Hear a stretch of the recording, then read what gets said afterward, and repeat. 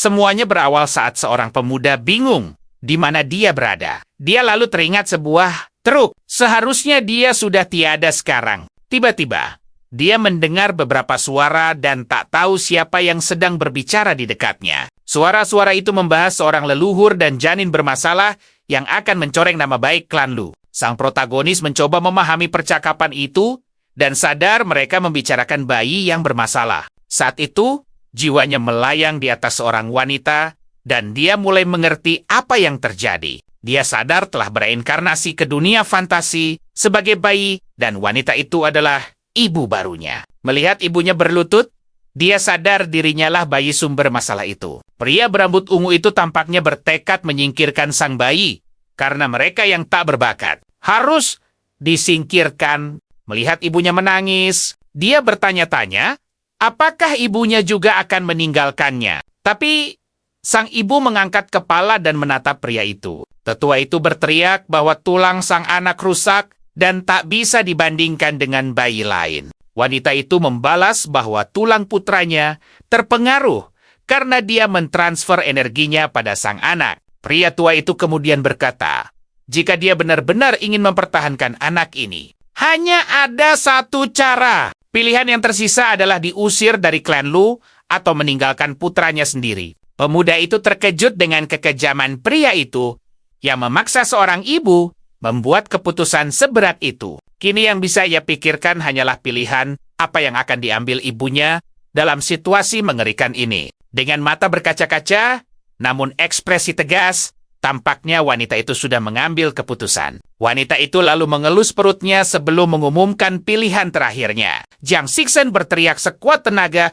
bahwa dia sendiri yang akan meninggalkan klan Lu demi melindungi putranya. Kedua tetua itu terkejut dan tak bisa berkata-kata melihat keputusan berani wanita itu. Jiang Xixen berdiri dan berkata bahwa mulai sekarang hidupnya dan putranya tak ada lagi hubungannya dengan klan. Dengan itu, dia mengambil token yang melambangkan hubungannya dengan keluarga Lu. Dan dengan segenap amarahnya, dia melemparkannya ke tanah, memutuskan semua ikatan yang dia miliki dengan mereka. Anak itu sangat tersentuh melihat tindakan ibunya, yang membelanya dengan segenap jiwa. Dengan itu, dia mengulurkan tangan mungilnya ke arah sang ibu, mencoba menawarkan dukungan. Sang bayi berjanji bahwa meskipun dia tak berguna, dia akan berlatih untuk merebut kembali martabat mereka. Tekad baru ini akhirnya membangkitkan sesuatu di dalam tubuh spiritual anak itu. Tiba-tiba, sebuah layar biru aneh muncul di hadapannya dengan sebuah bar pemuatan. Sistem memberitahunya bahwa ia mendeteksi keinginannya untuk berkultivasi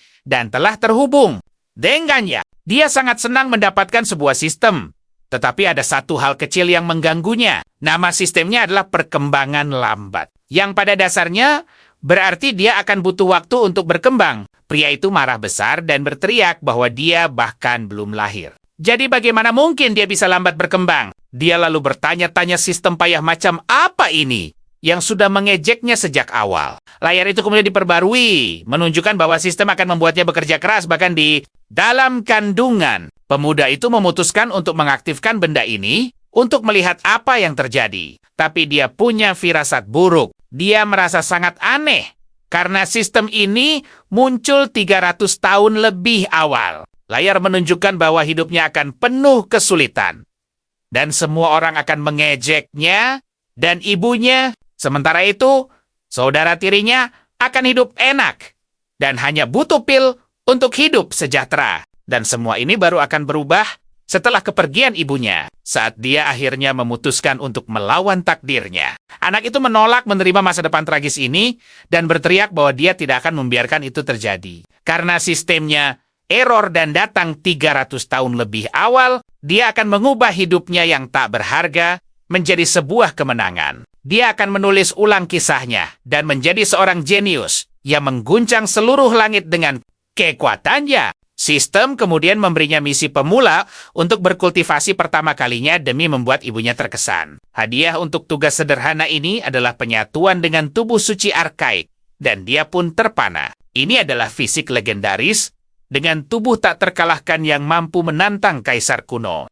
Sekalipun dengan konstitusi seperti itu, dia yakin bisa bangkit dan melawan takdirnya. Jadi dia mulai mengedarkan energi spiritual di dalam kandungan seolah-olah sedang bernapas. Ibunya merasakan gerakan aneh dan bertanya-tanya apakah putranya baik-baik saja di dalam sana. Dia kemudian terkejut dengan kemungkinan putranya sudah tahu cara berkultivasi, bahkan saat di dalam rahim, sistem mengumumkan bahwa misi telah selesai dan penyatuan dengan tubuh suci arkaik akan segera dimulai. Warisan dari para orang suci kuno dimulai, dan tubuh sang bayi mulai bersinar terang. Tiba-tiba, langit menjadi gelap dan petir mulai menyambar, mengejutkan wanita itu. Saat dia melihat keluar jendela, sebuah visi kaisar arkaik muncul, menunjukkan bahwa semua pahlawan tunduk di hadapan kekuatan ini. Jiang Xixen merasakan esensi spiritual kemasan mengalir di tubuhnya,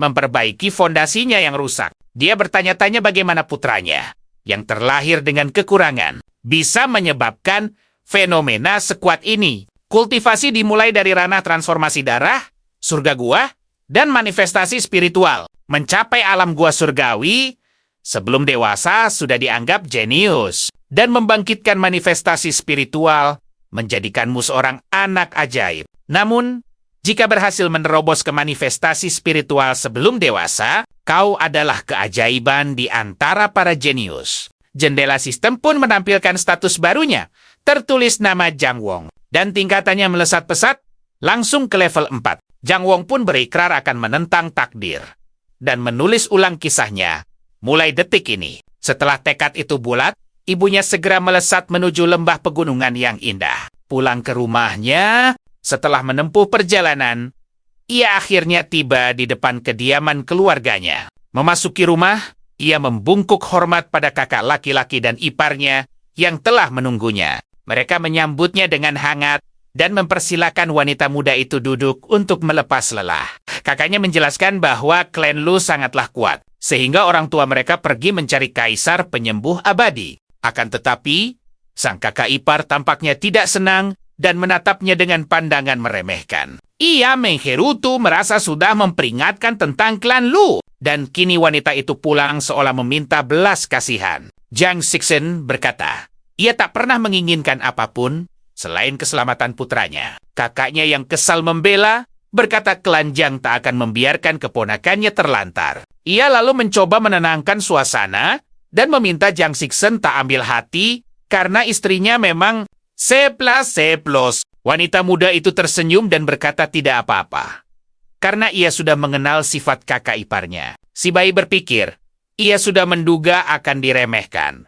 Tapi sambutan kelanjang ternyata cukup hangat. Sayangnya, kekuatan mereka tidak seberapa. Tiba-tiba, orang tua Jiang Xixen datang dan berkata telah membawa pertapa Ma untuk memulihkan akar. Shang Boka, seorang wanita cantik berambut putih muncul di pintu, membuat semua orang terkesan dengan kehadirannya. Inilah pertapa Mao dari Istana Abadi Surgawi, seorang tokoh yang sangat berkuasa. Zhang Wong terpesona oleh kecantikan wanita itu, berpikir ia pantas berasal dari dunia abadi. Saat itu, sistem memberinya misi baru, mencari guru di sekte tingkat 3 atau lebih tinggi. Ia bertanya-tanya apakah sistem bereaksi pada orang kuat, dan sadar pertapa Maya adalah pilihan terbaik. Karena itu, ia memutuskan untuk mengejutkan sang pertapa dengan menunjukkan tubuh suci arkaiknya, agar klannya lebih menghargai ibunya. Jiang Xixen dengan senyuman mempersilakan sang pertapa untuk memulai, dan bayi di belakangnya tampak siap beraksi. Sang pertapa meminta semua orang meninggalkan ruangan,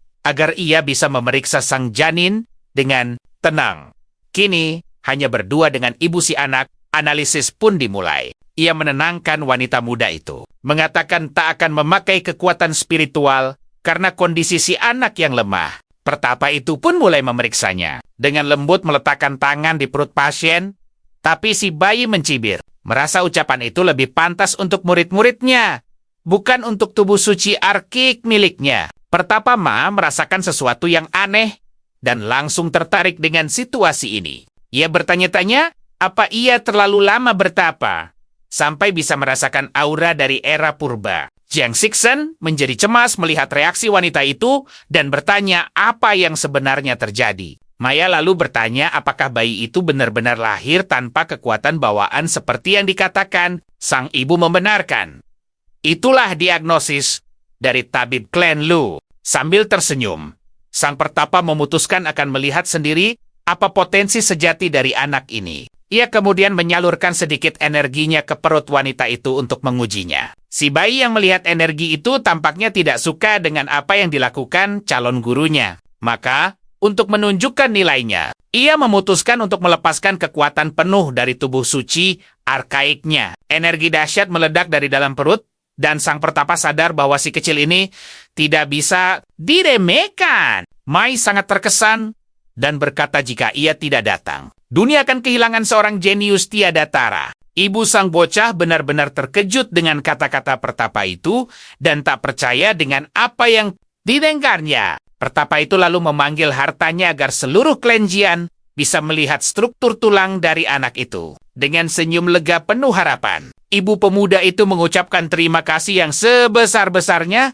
atas bantuannya. Melihat keduanya pergi begitu cepat, klan Jian mengira sang pertapa pun tak bisa menolong. Tapi Ma meminta mereka tak gegabah, lalu menggunakan artefak aneh untuk menunjukkan kebenaran. Ia lalu mengungkapkan bahwa bayi itu tidak hanya baik-baik saja, tapi juga memiliki bakat yang tak tertandingi. Sang pertapa melanjutkan, ini adalah keberuntungan besarnya bisa datang dan menyaksikan hal ini. Kakek sang bocah bingung dan bertanya tentang cucunya yang katanya tidak punya bakat alami. Jiang Xingchen menjawab, itu hanyalah omong kosong dari tabib sembarangan. Artefak itu kemudian memunculkan pemandangan luar biasa. 9 naga emas sedang menarik sebuah peti. Semua orang benar-benar terkejut dan tak bisa berkata-kata melihat pemandangan yang luar biasa itu. Sebagai gambaran, satu dari naga itu saja bisa dengan mudah menghancurkan seluruh klan Jiang. Orang-orang pun bertanya-tanya, siapa gerangan sosok yang berada di dalam peti itu? Di dalamnya, ada seorang pemuda yang sangat mirip dengan ibunya, membuat semua orang semakin terperangah. Meo mengumumkan bahwa seorang kaisar langit akan segera lahir, karena bayi itu memiliki tubuh suci. Kakek neneknya menangis bahagia, berseru bahwa surga akhirnya telah memberkati klan Jiang. Jiang Xingchen menatap perutnya dengan penuh kebanggaan, mengatakan putranya telah memberinya kehormatan besar. Melihat kebahagiaan keluarga itu, sang bijak pun mendekat untuk mengajukan sebuah proposal. Dia langsung bertanya apakah wanita itu mau membiarkan putranya menjadi muridnya. Wanita itu berjanji akan mengawasi sendiri perkembangannya untuk menjadikannya sosok yang perkasa. Kakek neneknya sangat takjub. Bahkan, anggota klan kekaisaran pun akan berjuang keras demi kesempatan ini. Jiang Wong sangat gembira, karena istana penciptaan jauh lebih hebat dari sekte yang diminta sistem. Ibunya kemudian membungkuk dan menerima tawaran sang bijak dengan penuh rasa syukur di hatinya. Jiang Xingchen berbicara pada putranya di kandungan, berkata bahwa dunia mereka berubah dalam satu hari. Pertapa Mayo tersenyum, merasa beruntung datang ke klan Jiang. Atau ia akan melewatkan anak berbakat ini. Sistem menunjukkan lini masa awal di mana dia baru mulai berkultivasi pada usia 300 tahun. Dengan begitu misi bergabung dengan sekte tingkat 3 ke atas, akhirnya selesai. Jiang Wong sangat senang, karena dengan pertapa Mayo, istana penciptaan adalah puncak tertinggi. Jadi, dia menagih hadiahnya. Kini dengan tubuh suci dan teknik kultivasi hebat, jalannya takkan lagi terhalang. Hadiahnya pun akhirnya muncul.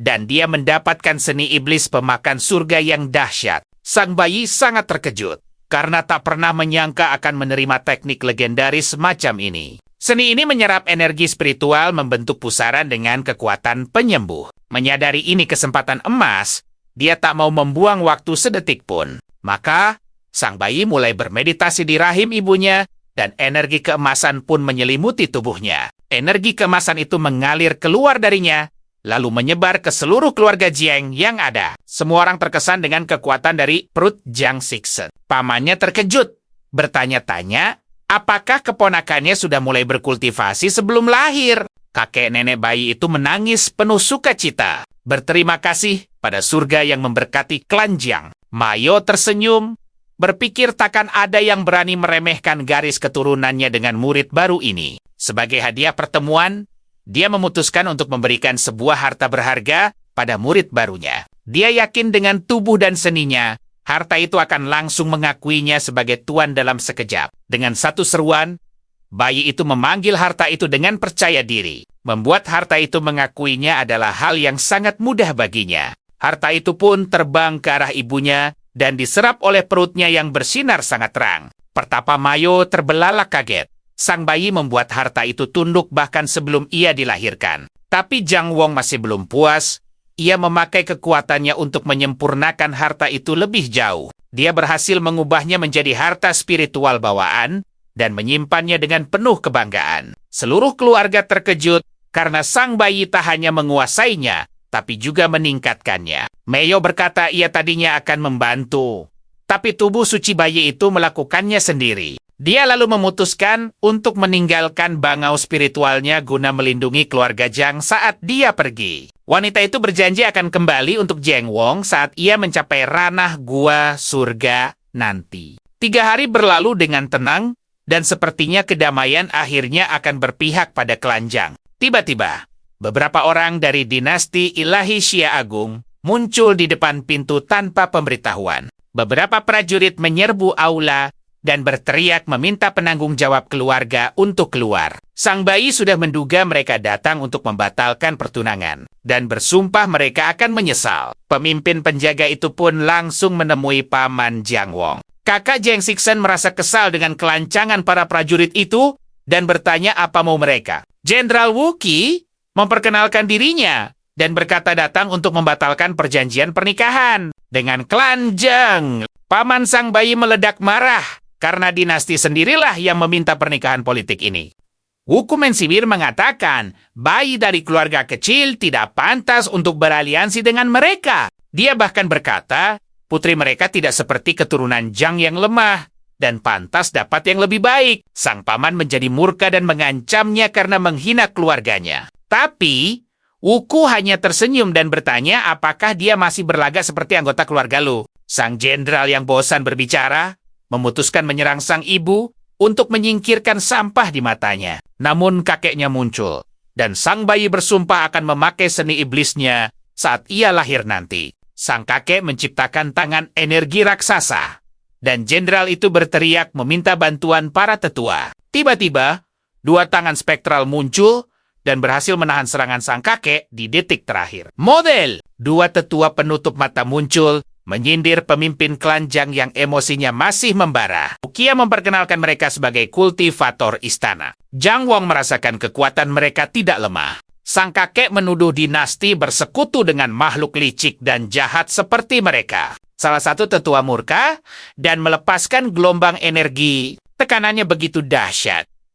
Paman sang bayi pun terpental tak berdaya. Melihat itu, sang kakek bergegas melindungi putranya dari serangan energi musuh. Tetua itu memanfaatkan celah, melancarkan serangan licik ke arah wanita yang sedang mengandung. Sistem mendeteksi ancaman besar dan memunculkan misi darurat untuk melindungi ibunya. Jang Wong murka melihat tindakan tak tahu malu itu. Pusaran energi biru terbentuk di dada sang bayi yang siap beraksi. Dia pun mengaktifkan seni iblisnya untuk menyerap serangan musuh. Sebuah lubang energi menyedot serangan itu beserta kekuatan spiritual kedua tetua. 2 tetua itu panik saat kekuatan spiritual mereka lenyap. Kepala klan Jang bingung siapa yang telah menolong keluarganya. Marah karena diperdaya. Kedua tetua memutuskan menyerang bersama dengan kekuatan penuh. Tapi sang bayi memakai hartanya, menciptakan perisai api yang menghanguskan mereka berdua. Kedua tetua merasakan aura dahsyat dari api itu dan ketakutan. Melihat tangan mereka terbakar, mereka terkejut oleh harta spiritual itu. Karena itu, mereka terpaksa mundur akibat panas luar biasa yang terpancar dari api. Salah satu dari mereka berteriak marah, meminta siapapun yang bersembunyi untuk keluar. Sistem mengumumkan misi berhasil. Hadiahnya adalah pil kelahiran kembali yang misterius. Dengan pil ini, kekuatannya pulih, dan dia bisa mengembalikan kehormatan keluarganya. Harta spiritual bersinar terang, memancarkan kekuatan barunya. Saat itu, tetua Mai kembali dan terkejut sang bocah memakai hartanya hanya dalam 3 hari. Dia lalu memejamkan mata dan berkonsentrasi untuk melihat apa yang terjadi di sana. Wanita itu muncul dalam kobaran api. bertanya siapa orang bodoh yang berani menyentuh muridnya. Sosoknya melesat ke aula, mengumumkan bahwa bocah itu adalah murid utama istananya. Jang Wong berpikir, apakah gurunya meninggalkan sebuah rencana untuk melindunginya? Tetua itu tidak percaya dan menyerang, mengatakan sampah sepertinya tak akan bisa masuk istana abadi. Sang bayi tersenyum, berpikir tetua itu sangat lancang. Sosok itu pun membekukan tangan kedua tetua. Kini sang bayi tahu bahaya telah berakhir. Kedua tetua sangat terkejut dengan apa yang baru saja terjadi. Demi menyelamatkan diri, mereka menanyakan namanya agar dinasti bisa mencarinya nanti. Tapi sang tetua berkata kaisar tingkat 4 tak pantas tahu namanya. Sang kakek mengambil kesempatan untuk membalas dendam. Dia mendaratkan pukulan keras pada salah satu tetua yang jatuh ke tanah tanpa bisa melawan. Tetua itu jatuh tak berdaya dengan luka parah di dadanya dan tak bisa lagi melawan. Sang jenderal terkejut. Sebuah penampakan ilahi bisa menekan seorang kaisar kuno. Jang Wong tersenyum, berpikir kini sudah terlambat bagi mereka untuk menyesal. Tetua yang tersisa menyarankan jenderal untuk mundur. Uku menatap sosok sang tetua. Tak percaya, ini semua nyata. Dia lalu mengutuk klan Lu karena telah mengusir seorang jenius dan membawa bencana bagi dinastinya. Kakek sang bocah meminta sang tetua mengampuni mereka agar mereka bisa melihat kehebatan Jang Wong. Wanita itu setuju membiarkan mereka hidup untuk menyampaikan pesan pada dinasti mereka. Dia lalu menyatakan bahwa kontrak pernikahan antara keluarganya dan dinasti dibatalkan. Sang bayi bertanya-tanya apa gurunya menolongnya. Tapi sang tetua menyerang prajurit dan berkata, bukan mereka yang menikah. Dia mengungkapkan bahwa muridnya lah yang menolak gagasan menikahi putri dari dinasti mereka. Dengan ekspresi kesal, wanita itu bertanya kenapa mereka belum juga pergi dari sana. Sang tetua juga memperingatkan untuk mengembalikan hadiah atau dia sendiri yang akan datang. Sang jenderal yang ketakutan langsung menyetujui semuanya. Keluarga besar itu membungkuk penuh terima kasih. Tanpanya mereka akan menghadapi bencana. Kakek sang bocah lalu secara resmi berterima kasih atas kebaikan dan bantuannya. Dia berkata itu bukan apa-apa dan bukan dia yang memakai harta itu untuk membela mereka. Sang bayi tersenyum, berpikir gurunya takkan mengambil pujian miliknya. Sosok itu pun menghilang. Berjanji akan mengumpulkan sumber daya untuk murid kecilnya. Jang Wong bersorak gembira, menyatakan kalau petapa Miao adalah guru sejatinya. Kakeknya terkejut, raut wajahnya seakan baru saja memahami segalanya. Ia meminta keluarga lain pergi untuk bicara dengan sang petapa. Sang kakek bertanya konstitusi cucunya hingga bisa begitu luar biasa. Dengan senyum yakin, sang petapa mengungkap bahwa anak itu punya tubuh suci, purba, kepala telanjang terperangah, sebab itu adalah tubuh dari legenda kuno. Miao menjelaskan tubuh itu tak muncul ribuan tahun dan si bocah sudah berlatih sejak dalam kandungan. Sang kakek lalu berlutut penuh sukacita, berterima kasih pada langit atas berkah bagi klannya. Tapi sang petapa mengingatkan, sumber daya untuk melatih tubuh ini sangat besar dan tak boleh ada kesalahan. Berterima kasih, sang kakek berjanji klannya akan mengerahkan segalanya demi fondasi kuat cucunya. Di luar, Jiang Six dan iparnya berjalan di halaman dengan ekspresi yang lebih lega. Sang ipar tersenyum, berkata keponakannya hebat, dan kebangkitan klan sudah dekat. Paman si bayi bersemangat, menyuruh klan Luo menyesal. Si bayi berpikir harus menang sejak dalam rahim dan bekerja 2 kali lipat. Tiba-tiba, seorang pria tua dengan aura yang sangat kuat muncul di halaman keluarga. Semua orang membungkuk hormat, karena pria ini adalah leluhur klan Jiang. Leluhur tahu situasinya dan akan memberi semua sumber dayanya. Tapi ibunya menolak karena leluhur juga membutuhkannya. Ia mengabaikannya dan menyerahkan kantung berisi sumber daya dari petapa Miao untuk si bayi. Wanita muda itu pun menerima kantung tersebut dan berterima kasih mewakili putranya. Sistem memberinya misi baru. Berlatih 1 bulan untuk mengejutkan leluhur dan mendapatkan tulang. Langit tertinggi. Jang Wong sangat senang dengan gagasan mendapatkan tulang langit tertinggi itu. Dengan hitung mundur 30 hari, ia berpikir tulang ini punya kemampuan dewa yang unik. Ia yakin dengan sumber daya dan seni iblisnya, ia bisa membuat pria tua itu terkejut. Penuh tekad, si bocah bersiap memulai latihan intensifnya. Waktu pun berlalu dan sebulan kultivasi berat berakhir. Sang leluhur sedang bermeditasi, namun merasa gelisah dan memutuskan untuk memeriksa cucunya. Melayang di atas rumah, ia berpikir bocah itu adalah harapan keluarga dan tak boleh kenapa-kenapa. Pria tua itu sadar terlalu fokus pada cucunya sampai lupa kultivasinya sendiri. Tapi ia terkejut oleh kekuatan si bayi. Jiang Wong berpikir ia sudah di level ini selama 3 hari. Dan hari ini, ia mungkin bisa mencoba ranah terhormat. Ia tahu ranah ini memisahkan para jenius dari anak ajaib dan bertanya-tanya, apa ia bisa melakukannya? Sistem lalu mengumumkan misi berhasil karena sang leluhur telah mengetahui levelnya. Si bocah merasa geli, berpikir leluhurnya mudah sekali dibuat terkesan. Hadiah muncul dan hanya dari auranya. Kekuatannya terasa meningkat. Sistem lalu mengumumkan penyatuan tulang dengan tubuhnya akan dimulai secara otomatis. Melihat leluhurnya di langit, Jiang Wong memutuskan akan lebih mengejutkan pria tua itu. Ia akan memakai kekuatan penyatuan tulang untuk menembus ke ranah terhormat sekaligus.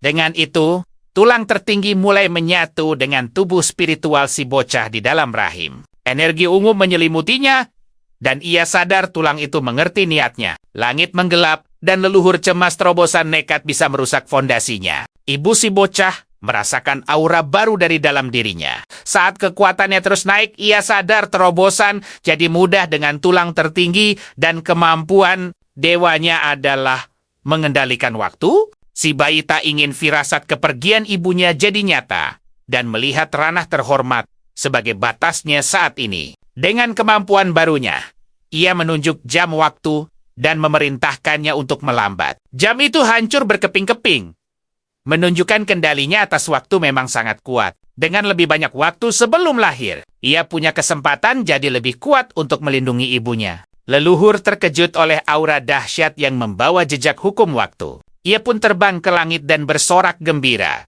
karena langit benar-benar memberkati keluarganya. Setelah itu, beberapa bulan berlalu dan kehamilan ibu si bocah berjalan lancar. Seluruh keluarga Jiang heboh karena saat kelahiran si bocah akhirnya tiba. Leluhur dan neneknya menunggu di luar dengan cemas karena persalinan sudah berlangsung 3 jam. Di dalam, ibunya kelelahan, tapi seorang pelayan menyemangatinya. Tiba-tiba, tangisan menggema dan semburan energi emas memancar dari rumah, mengejutkan semua orang. Sistem memberinya selamat karena ia mencapai ranah dewa abadi kuno sejak lahir. Para kultivator merasakan aura abadi, lalu datang untuk memberi selamat. Mereka heran bagaimana dewa biasa bisa memicu fenomena teratai emas. Salah satu dari mereka menyuruh temannya diam dan tidak bicara sembarangan tentang bayi keluarga Jiang. Ia memperingatkan bahwa rumor itu sudah lama beredar. Kaisar Xia bahkan nyaris murka saat tahu soal pertunangan itu.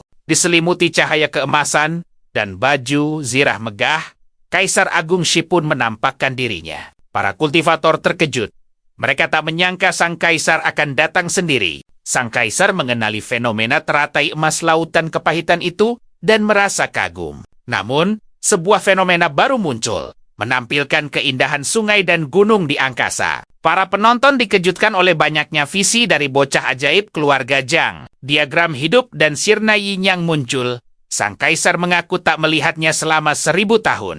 Tapi Jiang Wong masih belum puas dan berteriak bahwa diagram itu tidak cukup untuknya. Seketika, seorang raja abadi turun dari 9 langit. Kelima visi itu pun menyatu menjadi satu. Kakek dari bocah itu mengumumkan dengan bangga bahwa cucunya membawa takdir seorang kaisar agung di masa depan. Sang kaisar menyesalkan sosok sekuat itu tidak terlahir di dinastinya sendiri. Ia sempat berpikir untuk memperbarui aliansi, tapi tahu dinastinya akan kehilangan harga diri. Ibu si bocah memeluknya sambil tersenyum, mengatakan bahwa putranya adalah kebanggaan sejatinya. Para penonton berkomentar, dengan lahirnya putra sehebat itu di klan J, klan Lu pasti sangat geram. Sang kaisar memutuskan karena telah menyinggung si jenius. Satu-satunya cara adalah melenyapkannya selagi masih bayi. 5 tahun berlalu, kisah sang pahlawan memasuki babak baru. Terlihat Jiang Wong yang berusia 5 tahun bermeditasi dengan tenang di alam.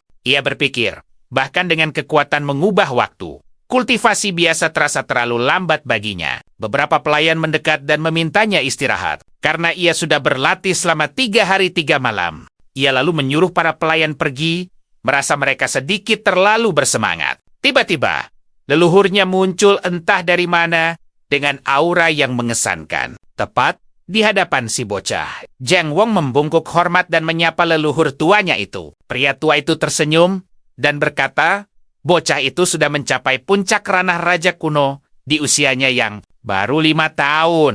Namun Zhang Wong dengan rendah hati menjawab, sudah lebih dari sebulan ia tidak mengalami kemajuan. Ia berpikir, dengan ancaman yang mengincarnya, ia tidak bisa menjelajahi ranah rahasia. Saat berlatih, ia merasakan kehadiran jahat yang mengganggu. Aura ini sangat kelam dan beracun, membuatnya waspada dan khawatir. Mengikuti asal dari energi jahat itu, ia tiba di gunung belakang klan. Di sana ia menemukan sebuah gua, sumber dari aura itu, dan menyadari ada suatu entitas di dalamnya. Di langit di atas gua, ia melihat formasi penekan iblis yang menyegel lokasi itu. Bocah itu menyadari dengan cemas bahwa formasi kuat itu pun menunjukkan tanda-tanda kerusakan. Tiba-tiba, teriakan yang dalam dan mengerikan bergema dari dalam gua yang gelap. Ia memutuskan harus menemukan ranah rahasia, karena kekuatannya saat ini tidaklah cukup. Dengan pemikiran ini, ia menemui leluhurnya dan menceritakan apa yang ia rasakan di gunung. Pria tua itu mengaku juga merasakan kehadiran jahat itu, tapi meminta si bocah tidak khawatir. Ia menjelaskan, dalam keadaan normal, iblis itu tidak akan bisa memecahkan segel yang mengikatnya. Tiba-tiba, seorang pelayan berlari dan melaporkan bahwa ranah rahasia klan telah muncul.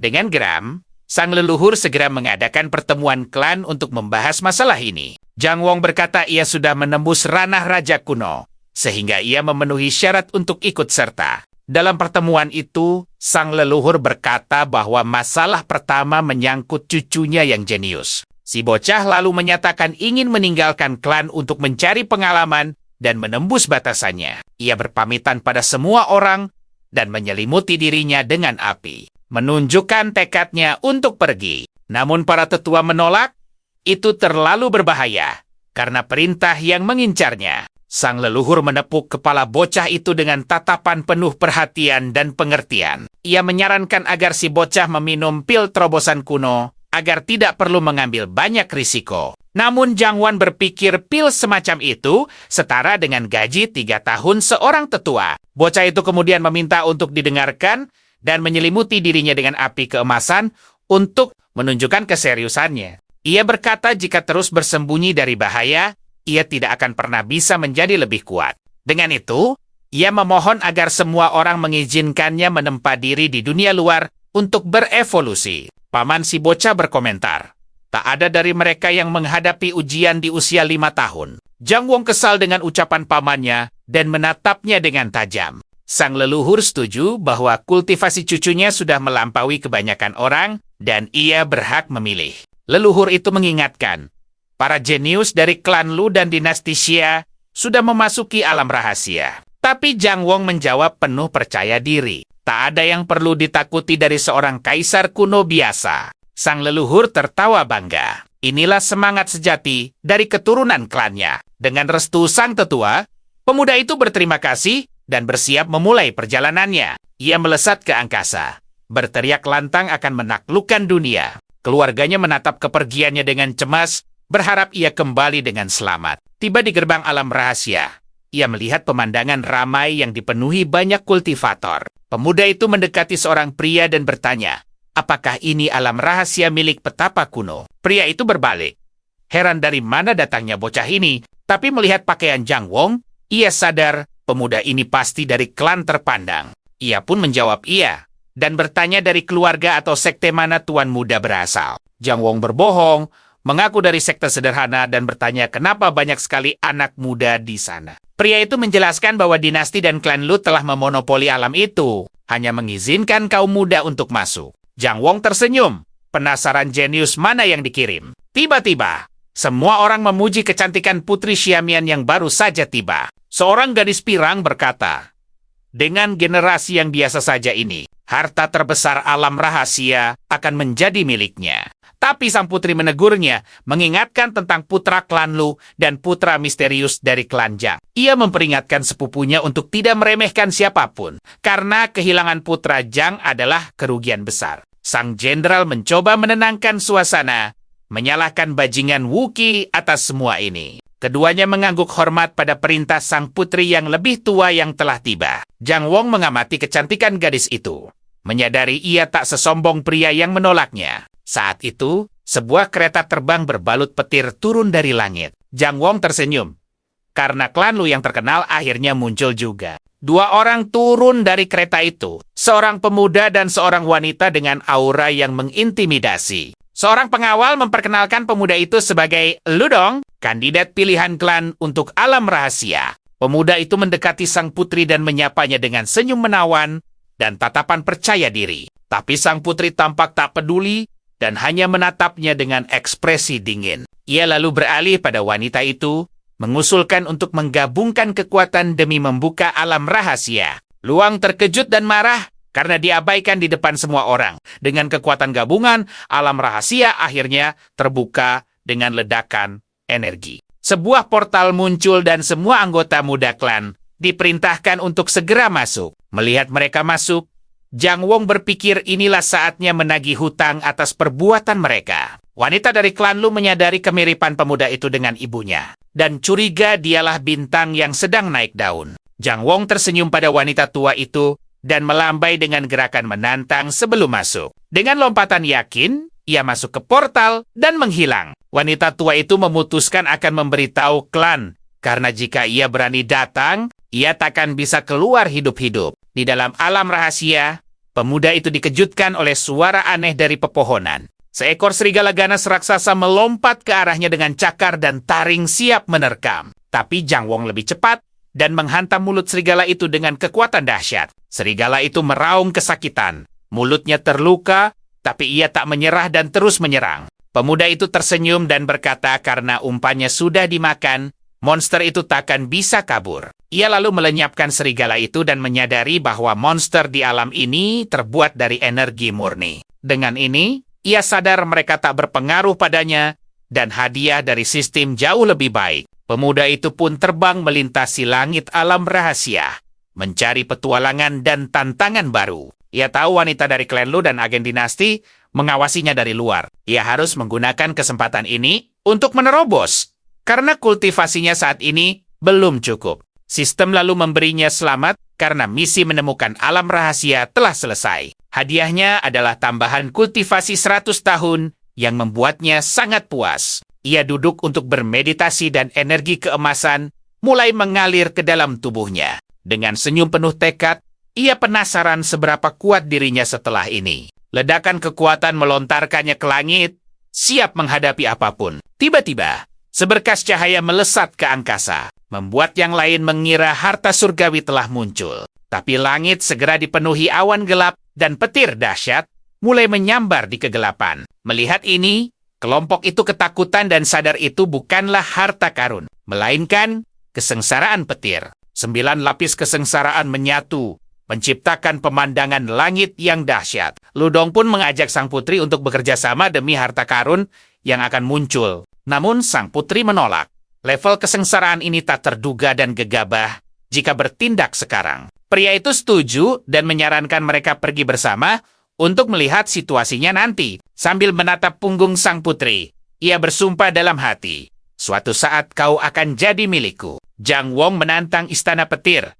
Keluarkan semua kekuatanmu. Dengan teriakan perang, ia melepas sinar energi emas. Sinar itu menghantam istana petir, memadat di angkasa, menunjukkan kemegahannya. Seketika, hujan petir menyambar dari langit, menghantam Jang Wong dengan kekuatan dahsyat. Tapi Jang Wong bertahan, ia bahkan mencibir, hanya ini kemampuanmu. Ia pun menggunakan jurus iblis penelan surga untuk menyerap energi petir. Kesengsaraan merespon, petir menyatu jadi prajurit raksasa berjirah langit. Prajurit petir itu langsung menyerang dengan rentetan sambaran kilat yang dahsyat. Jang Wong menyambut serangan itu, berkata, waktunya benar-benar sempurna. Tanpa rasa takut sedikit pun, ia terbang maju menantang prajurit raksasa itu. Sang raksasa menyiapkan serangan yang lebih dahsyat. Namun Jang Wong hanya diam, menerima hujan petir itu seolah tak berarti. Jang Wong mengeluarkan ilmu pedang klannya, menciptakan cahaya yang menyinari 9 langit. Dengan satu teriakan perang, seberkas cahaya emas melesat ke arah prajurit petir. Para penonton terkesima. Makhluk luar biasa, apa yang bisa memancing petir sedahsyat itu? Sang putri terkejut.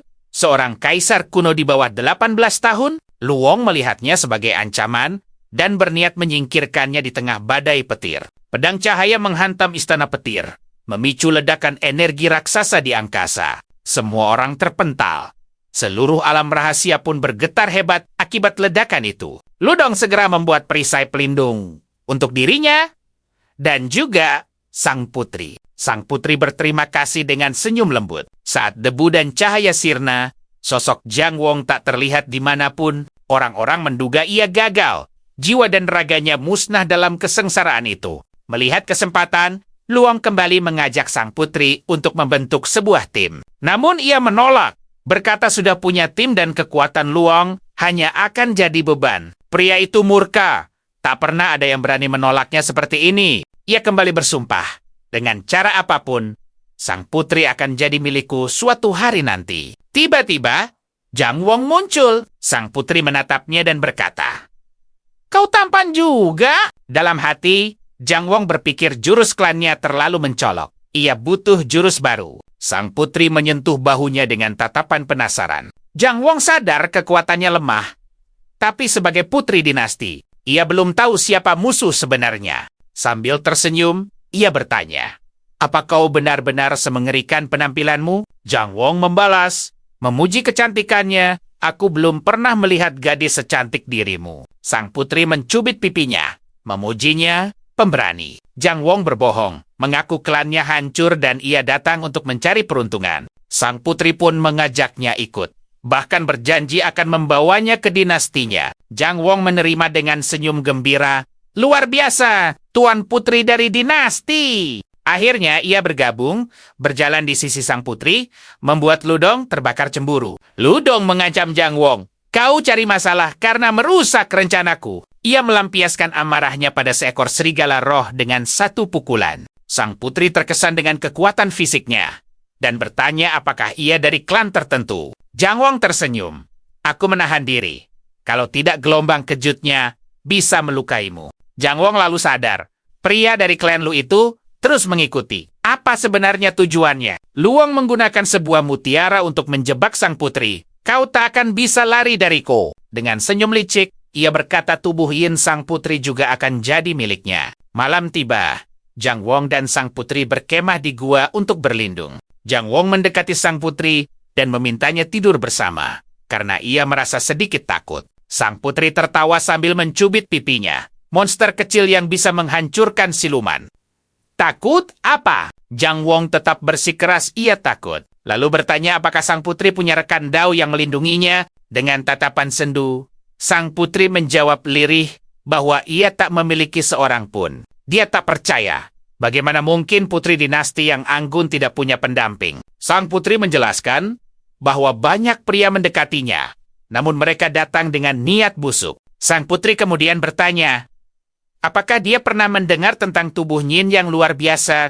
Dia menjelaskan bahwa tubuh ini sangat berharga dan para kultivator jahat selalu mengincar wanita dengan konstitusi langka ini. Jang Wong mengangguk paham dan berjanji akan menghajar siapapun yang berani mengganggunya. Sang putri tersenyum lembut, menyuruhnya beristirahat untuk memulihkan diri. Keduanya pun terdiam di dekat api unggun, memulihkan energi mereka. Namun, tatapan Jang Wong menyadari kehadiran Luadong di dekat sana dan terus mengawasi setiap gerak-geriknya. Dia memutuskan harus segera menyingkirkan pengganggu itu agar mereka bisa merasa tenang. Tiba-tiba, sang putri muncul, bertanya-tanya apa yang dilakukannya sendirian. Ia memarahinya karena nekat dan menyebutnya anak yang keras kepala. Dengan ekspresi menyesal, Jang Wong meminta maaf sambil menggenggam tangannya dengan hangat.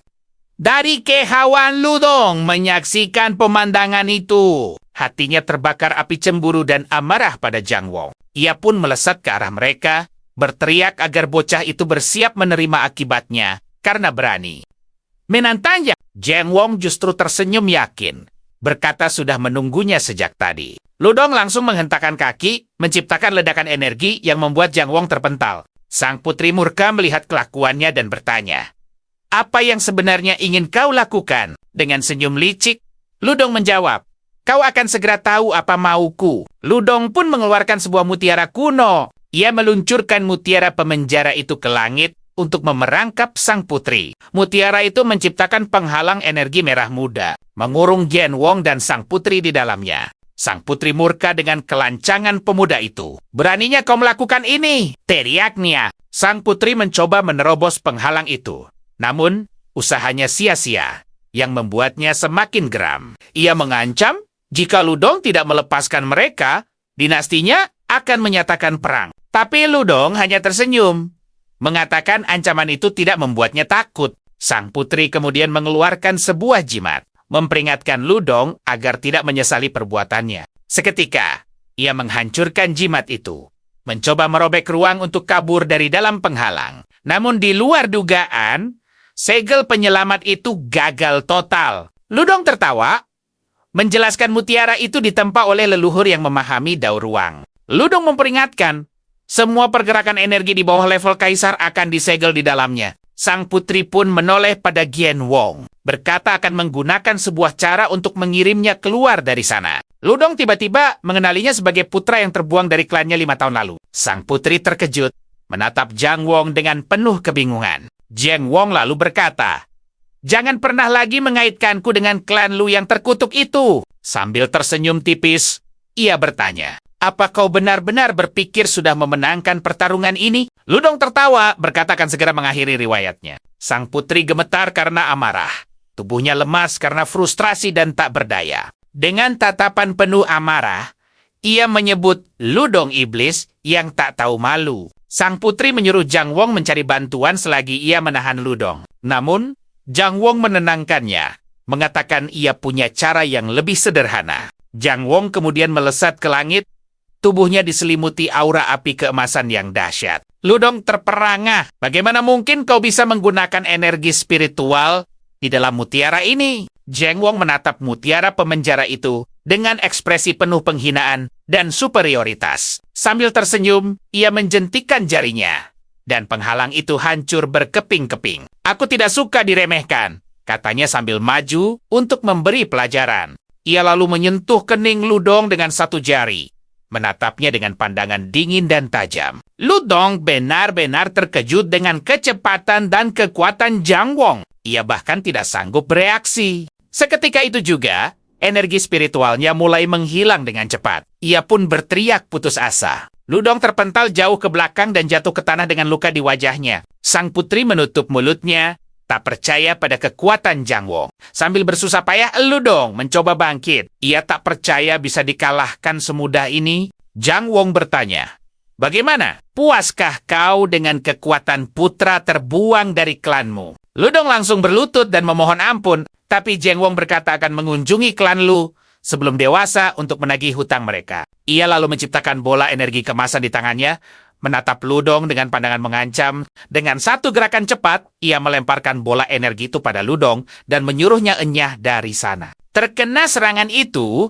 Ludong berteriak putus asa. "Apa yang telah kau lakukan padaku?" Jiang Wong menyuruhnya untuk lari. Ia masih bisa selamat jika berhasil mengeluarkan inti emas itu dari tubuhnya tepat waktu. Sang putri cemas, karena melepaskannya bisa membawa malapetaka bagi keluarganya. Tapi, pria itu dengan tenang meyakinkannya kalau pencuri kecil itu takkan bisa lolos dari genggamannya. Ludong berlari menembus hutan sambil berteriak, bersumpah akan membalas dendam pada keluarga raksasa itu saat dia kembali ke klannya. Dengan sumpah penuh benci, dia akan secara pribadi meremukkan setiap tulang di tubuh Jiang Wong. Jiang Wong memulai hitungan mundur, sambil melemparkan senyum misterius ke arah sang putri. Tepat saat hitungannya berakhir, sebuah ledakan dahsyat terjadi di kejauhan, menerangi gelapnya langit malam. Dia tertawa, mengatakan kalau secepat apapun Luodong berlari, nasibnya sudah disegel. Sang putri berkata,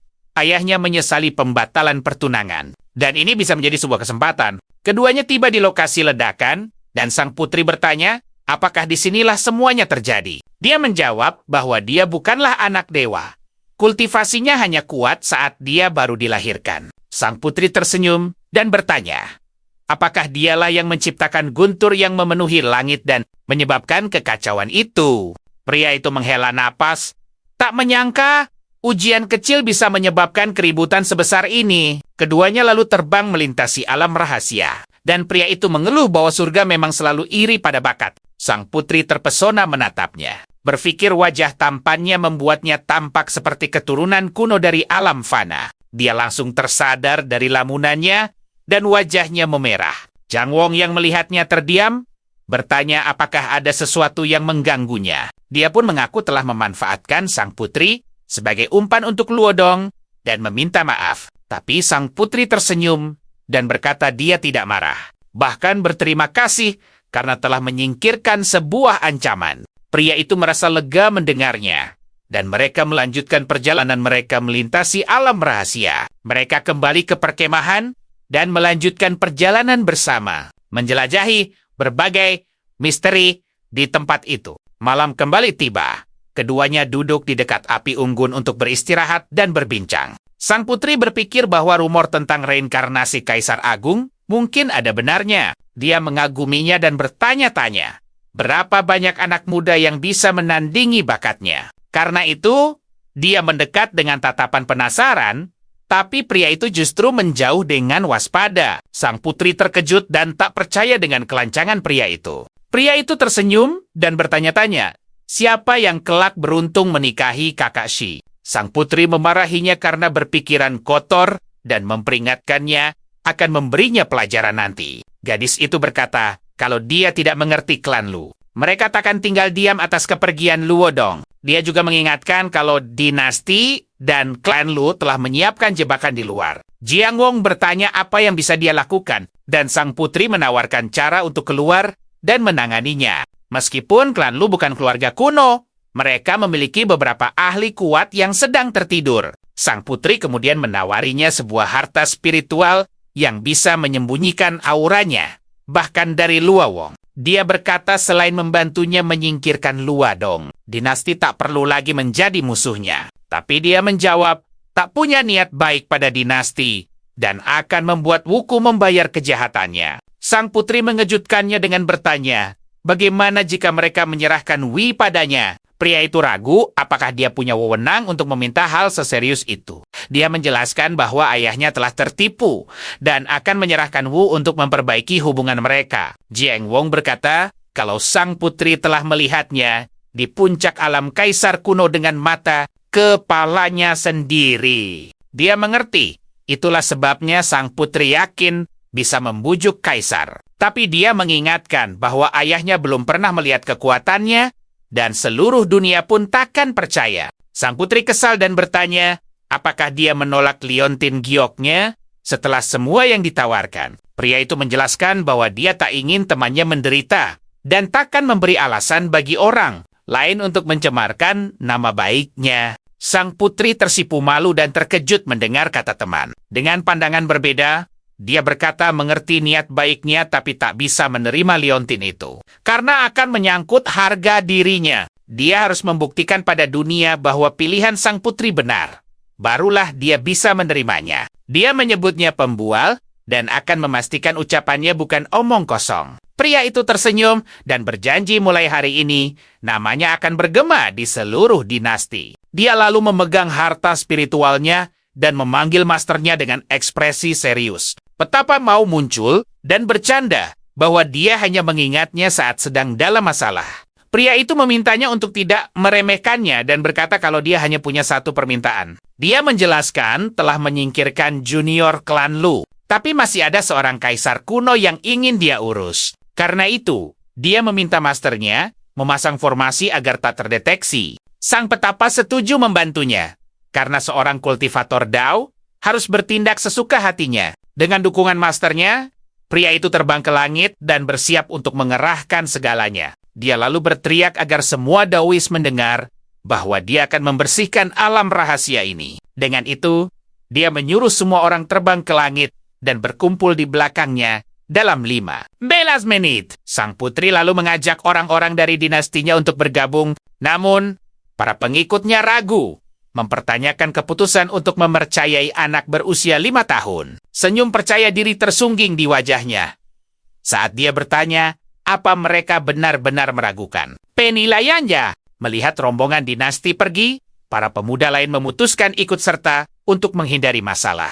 Salah satu pemuda mengejek sang putri, menyebutnya pengecut, dan meragukan semua rumor tentang bocah itu. Tiba-tiba, pahlawan kita muncul dengan aura emas, menyatakan kesempatan mereka telah habis. Amarahnya meledak, menuntut siapa yang berani menyebut temannya pengecut. Sebagai balasan, dia memanggil pedang energi raksasa untuk memberinya pelajaran. Sambil berteriak kencang, dia bersiap melepaskan serangannya yang dahsyat. Pedang cahaya raksasa melesat di langit, mengarah langsung ke kelompok pengejek itu. Pedang itu menghantam tanah dengan kekuatan besar, meninggalkan jejak kehancuran. Bocah itu menatap dengan tatapan serius dan tegas, tanpa sedikit pun penyesalan. Terkena serangan telak, pria yang mengejeknya berteriak kesakitan dan putus asa. Tanpa kesempatan melarikan diri, pemuda itu sepenuhnya ditelan oleh cahaya pedang yang menyilaukan. Tokoh utama kita mengamati hasil serangannya dengan ekspresi dingin dan penuh perhitungan. Para pengikut putri terkejut oleh kekuatan bocah itu.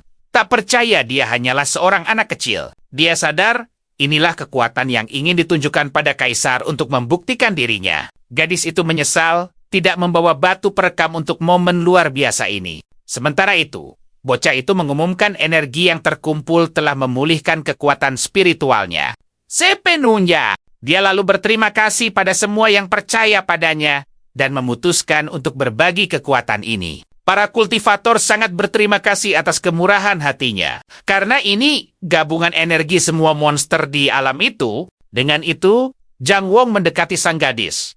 Matanya dipenuhi tekad yang kuat. Dia menjelaskan bahwa dia menyimpan sebagian kekuatan spiritual khusus untuk kemajuan gadis itu. Bingung, sang putri bertanya, mengapa dia menolak liontinnya, tapi menawarkan kekuatan ini. Pemuda itu memintanya memegang batu perekam sambil menciptakan pedang energi biru. Sambil tersenyum yakin, dia mengumumkan bahwa acara utamanya akan segera dimulai. Di luar alam itu, sebuah retakan spasial terbuka, membuat para penjaga bertanya-tanya bagaimana itu mungkin. Tetua klan Lu mengira Luo Dong memanfaatkan sang putri untuk meningkatkan levelnya sendiri. Namun yang mengejutkan, bocah dan sang putri muncul bersama dari retakan di langit. Wanita tua itu langsung mengenali wajah Zhang Wong dan murka karena dia berani masuk ke sana. Bocah itu menoleh pada sang putri dan bertanya apa dia siap. Yang dijawabnya, serahkan padaku. Dengan itu, sang gadis menoleh ke pasukannya, bersiap memberi perintah penting. Dia memerintahkan pasukan dinasti untuk mundur sepenuhnya. Membuat semua orang terkejut, seorang jenderal cemas bertanya apa dia disandera. Tapi sang putri bersikeras itu demi perlindungan mereka. Prajurit itu tidak yakin, berdebat bahwa tugas mereka adalah melindunginya. Namun, sang jenderal mematuhi perintah dan menyuruh pasukannya segera mundur. Saat kapal-kapal dinasti menjauh, tetua klan Lu menyaksikan pemandangan itu dengan penuh penghinaan. Wanita tua itu lalu mengancam sang bocah, mencibir bahwa memihak sang putri tidak akan menjamin keselamatannya. Pahlawan kita membalas dengan sinis, karena klannya sudah repot-repot mengundangnya. Dia tidak bisa menolak. Murka, wanita itu memerintahkan anak buahnya untuk menyerang bocah itu sekarang setelah pasukan dinasti pergi. Para prajurit klan Lu segera menyerbu ke depan, menyerang bocah dan sang putri. Beberapa anggota dinasti berteriak bahwa klan Lu sudah keterlaluan. Tapi tetua itu menyerang yang bicara, menyatakan dia terlalu banyak omong dan akan menerima akibatnya di sana. Menyaksikan ini, anggota dinasti yang tersisa lari ketakutan, berteriak minta tolong. Wanita tua itu menyombongkan kekuatannya, mengklaim bahkan jenderal terkuat dinasti tak bisa mengalahkannya. Bocah itu mengangkat sebuah kantong dan mengejek sang tetua. Bertanya apa ini milik jenius tak berguna dari klannya. Geram dengan kelancangan pemuda itu, sang matriark berteriak agar semua orang menyerangnya serempak. Bersumpah akan membuatnya sangat menyesal. Sebagai tanggapan, dia dan sang putri menyalakan sebatang dupa. Dengan tenang memberitahu waktu mereka yang tersisa hanya selama dupa itu terbakar. Sang matriark menerjang maju. Tapi pahlawan kita bersiap dan memanggil masternya untuk meminta bantuan. Dalam sekejap, Sagemayo muncul dan mengaktifkan formasi segel spiritual yang kuat di area itu. Rantai surgawi turun dari langit saat energi emas bocah itu berkobar hebat. Tetua klan Lu ketakutan. Bertanya-tanya formasi macam apa yang memiliki kekuatan seorang suci. Seringai licik terpasang di wajah Zhang Wong. Ia menyuruh klan itu bersiap menyambut akhir riwayatnya. Dia mengaktifkan jurus iblis pemakan surga. Aura gelap yang mencekam menyelimutinya. Sebuah lubang hitam raksasa muncul di langit. Siap menghisap semua yang ada di jalurnya. Para anggota klan Lu tertarik tanpa daya kepusaran itu. Berteriak histeris saat kekuatan spiritual mereka terkuras. Pusaran itu melahap semua di sekitarnya. Dan daratan pun mulai hancur di bawah kekuatan dahsyatnya. Sang tetua dan pengawalnya berusaha keras melawan tarikan itu. Tetapi salah satunya berteriak minta tolong. Tak mampu lagi bertahan. Wanita itu ngeri saat sadar kekuatan pemuda itu telah mencapai puncak. Kaisarawati! Sadar bahwa dirinya telah kalah telak, dia memutuskan harus kabur untuk memperingatkan leluhurnya. Sebuah senyuman miring terukir di wajah pemuda itu saat melihat sang tetua berusaha kabur dengan panik. Wanita tua itu sangat marah. Dia berlatih ratusan tahun demi mencapai posisinya saat ini. Namun, bocah ini lebih kuat. Tiba-tiba, pahlawan kita muncul di hadapannya. Mengejeknya mau pergi kemana? Dengan nekat, wanita itu melancarkan serangan tangan bayangan. Sambil berteriak agar pemuda itu tidak sombong, tapi pemuda itu dengan mudah menangkap serangannya. Mengatakan kesombongannya tak sebanding dengan milik wanita itu. Setelah itu,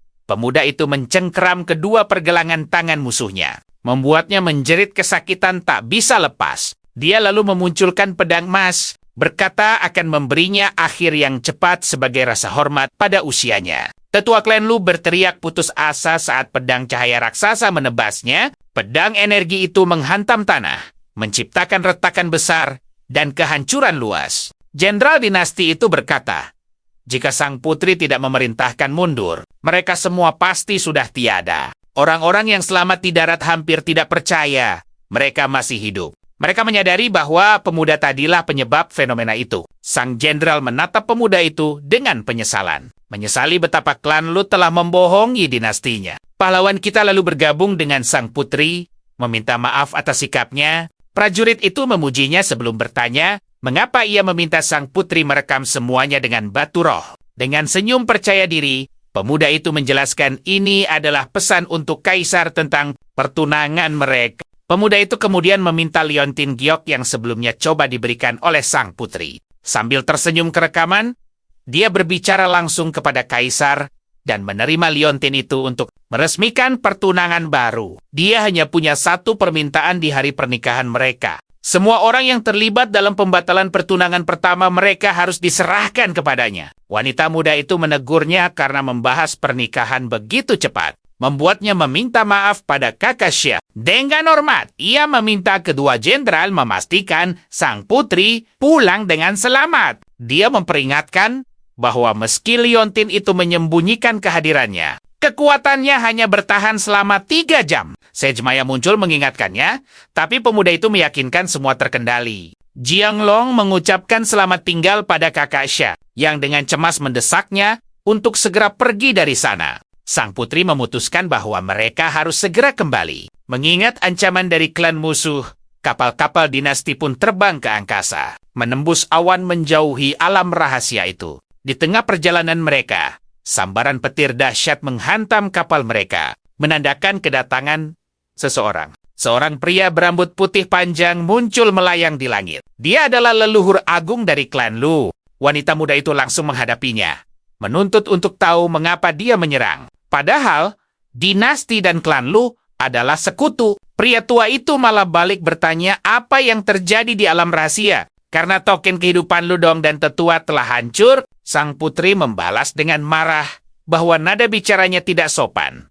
Dan dia tidak perlu menjelaskan apapun. Murka, leluhur klan Lu itu mengaum, menuntut untuk tahu siapa yang bertanggung jawab. Sang putri berdiri tegak bersama para jenderalnya, memperingatkan bahwa satu langkah lagi berarti perang. Para prajurit di kapal serempak berteriak, bersiap untuk bertempur. Pria tua itu melayang di udara, menatap mereka dengan ekspresi penuh amarah dan penghinaan. Wanita muda itu dengan geram bertanya, apa dia benar-benar siap menanggung akibat dari perang besar? Sang tetua itu lalu bertanya untuk terakhir kalinya, apa yang terjadi pada anggota klannya. Salah satu jenderal menuduhnya sombong dan buta karena mencoba menyalahkan dinasti atas insiden itu. Gadis itu menyatakan dia tahu siapa pelakunya, tapi menolak bicara lebih lanjut. Pria itu mengancam jika dia tak mau bicara, ia akan mencari tahu sendiri dengan paksa. Wanita muda itu mengeluarkan segel kekaisaran dinasti,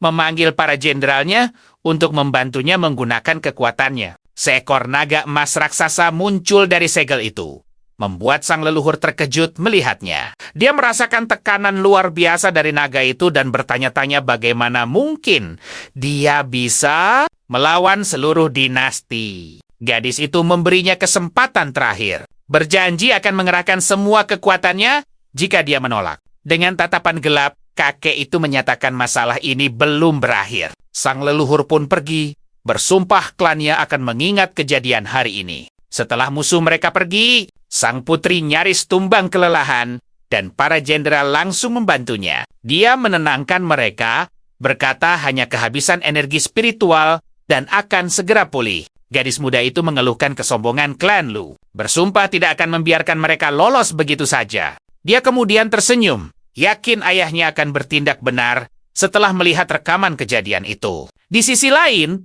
leluhur klan Lu menerima laporan tentang insiden itu. Dia kesal karena laporan tersebut tidak memuat informasi penting soal pelaku utamanya. Pelayannya lalu mengungkap bahwa 5 tahun lalu, seorang anak dewa lahir di wilayah keluarga Zhang. Pemimpin klan itu tertegun dan tak bisa berkata apa-apa mendengar fakta ini. Dia tidak percaya, tetapi pelayannya memastikan bahwa bocah itu memiliki tubuh suci arcik. Seketika, sang leluhur sadar bahwa dialah yang telah mengusir anak yang menjadi masa depan klannya. Dengan amarah yang membara, dia terbang ke langit, berniat menemui orang yang bertanggung jawab atas keputusan itu. Dia tiba di aula megah dan berteriak memanggil Lu Zanqin. Seorang pria berambut ungu muncul, bingung melihat sang leluhur sangat murka. Sang kakek menyerbu masuk, menatapnya dengan amarah dan kekecewaan yang mendalam. Dia berteriak bahwa anak yang diusir itu punya tubuh suci arkaik dan merupakan masa depan klan.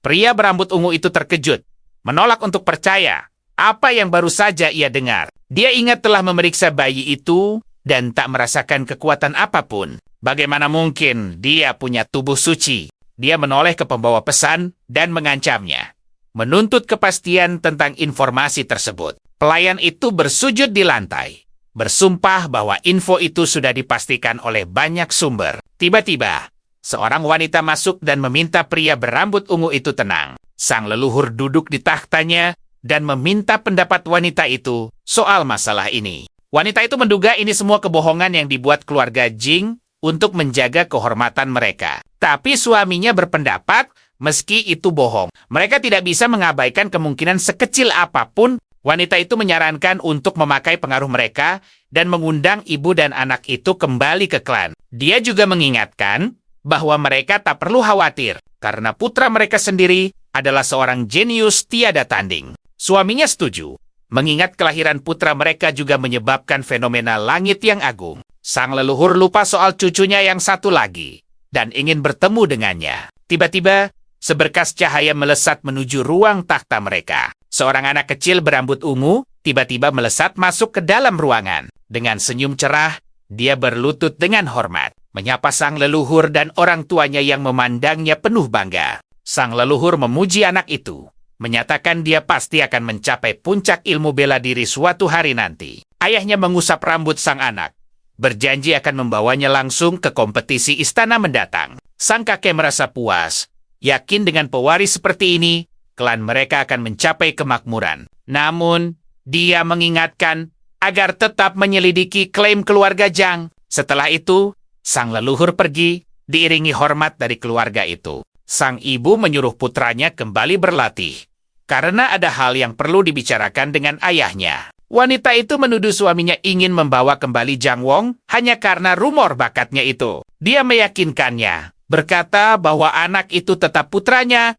dan kembalinya akan menguntungkan klan. Tapi keduanya ragu. Anak itu bisa lebih kuat dari putra mereka, mengingat hasil pemeriksaan dulu. Wanita itu meminta suaminya segera menangani situasi ini, lalu pergi dengan wajah masam. Sementara itu, sang putri akhirnya tiba di istana apung dinastinya. Dia lega telah kembali dan tak sabar memberitahu ayahnya. Saat tiba, sang putri disambut oleh barisan prajurit penjaga yang memberinya hormat. Dia berterima kasih pada para jenderal, dan seorang prajurit lain mengambil alih kendali kapal. Gadis itu lalu berpesan pada jenderal untuk tidak membahas bocah itu sebelum dia bicara pada kaisar. Di dalam ruang takhta, kaisar dinasti Xia Agung duduk dengan ekspresi bosan. Seekor naga emas kecil melayang di sisinya saat sang kaisar melamun. Tiba-tiba, sang putri masuk dan berlutut untuk melapor pada ayahnya. Sang kaisar bangkit dengan khawatir, menanyakan bahaya apa yang membuatnya memakai segel kekaisaran. Gadis itu tersenyum dan meyakinkannya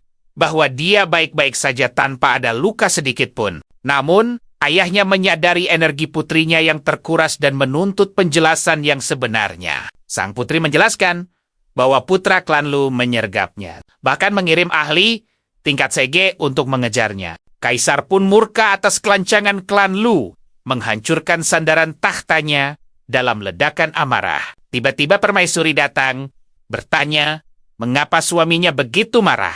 Ia mencoba menenangkan dan mencari tahu pemicu kemarahannya. Sang kaisar mengaum bahwa klan Lu berani menyerang putri mereka dan ia akan menuntut penjelasan. Saat itu Huga. Namun, permaisuri dan sang putri berusaha mencegahnya mengambil keputusan gegabah yang berbahaya. Istrinya mengingatkan bahwa klan Lu sangat kuat dan perang akan menyulitkan dinasti mereka. Putrinya juga memohon agar ayahnya tenang, karena perang akan menyeret seluruh wilayah ke dalam kekacauan. Kemudian, ia berkata, punya sesuatu yang jauh lebih penting untuk ditunjukkan. Sambil mengambil batu perekam, Kaisar bertanya hal apa yang lebih penting daripada penghinaan ini.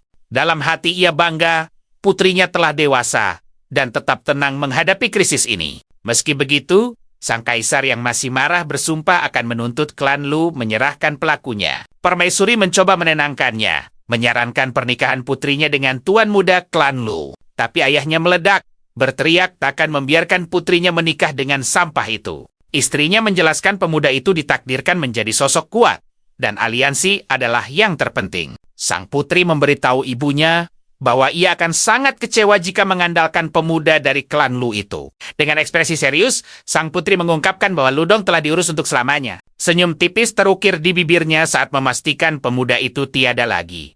Dan masalah telah selesai. Pasangan kerajaan itu benar-benar terdiam mendengar pengakuan putri mereka. Ibunya bertanya-tanya, bagaimana seorang jenius sekaliber dia bisa lenyap di dalam alam rahasia. Gadis itu menjelaskan bahwa pahlawan kita yang menyelamatkannya dan membereskan pemuda itu. Kaisar teringat pada pemuda dari keluarga Zhang dan yakin dia memang punya kekuatan untuk menang. Putrinya tersenyum dan mengoreksi bahwa pemuda itu sudah mencapai ranah kaisar abadi. Kaisar lalu mengingatkan istrinya.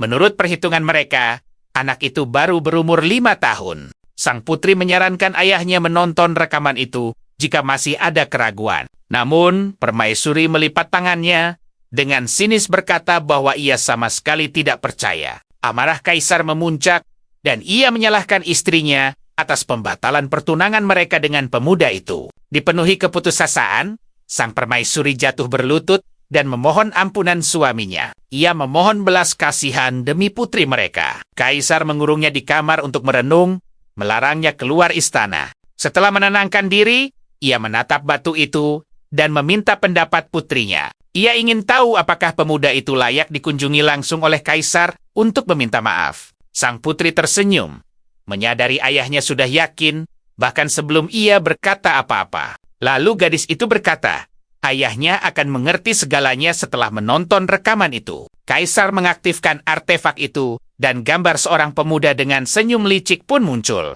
Rekaman itu menunjukkan sang pemuda mengeluarkan teknik bertarung dahsyatnya. Kaisar sangat terkejut melihatnya, menggenggam erat batu itu. Dengan senyum penuh arti, putrinya bertanya, apakah pemuda itu kini layak untuk dikunjungi? Ayahnya akhirnya mengakui bahwa pemuda dari keluarga Zhang itu memang pasangan yang sempurna untuk putrinya. Namun, ia menggerutu karena kesombongan luar biasa, pemuda itu sangat menyebalkan. Tapi, ia rela menahan gengsinya demi seorang kaisar abadi berumur 5 tahun.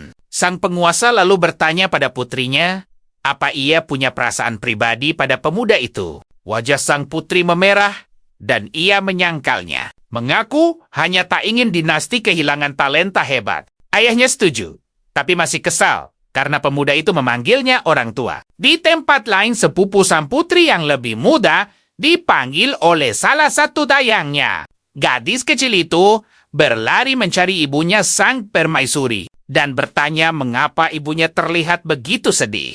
Sang ibu menjelaskan bahwa ia disalahkan karena pemuda yang dulu ia remehkan kini menjadi jenius. Legendaris. Gadis kecil itu bersumpah akan membalas dendam pada pemuda itu. Permaisuri dengan bangga menyatakan putrinya juga punya tubuh spesial setara kaisar. Karena itu, ia menyuruh putrinya berlatih tanpa henti untuk seleksi istana abadi demi masa depannya. Gadis itu berjanji, jika ia bertemu pahlawan kita di sana nanti, dia akan memberinya pelajaran untuk mewakili ibunya.